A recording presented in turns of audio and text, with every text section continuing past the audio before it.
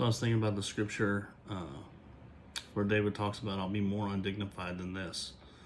And we've heard the story, and it's kind of funny because the story is based on he shows up at the house after being gone all day, and him and his wife are having this argument, which is interesting in all of itself. But what happened is David saw that the ark of the Lord was in Obed-Edom, and Obed-Edom was being blessed because God's presence was there.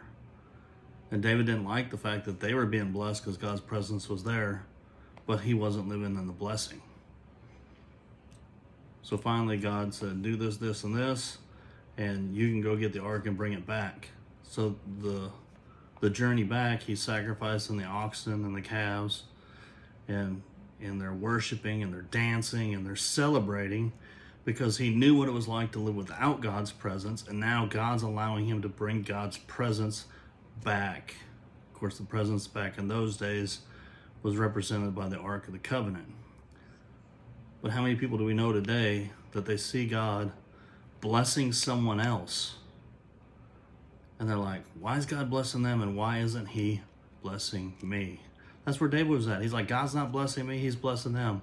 I've got to go get God's presence back. So I ask you today, what it is in your life that you can do differently to get God's presence back in your life.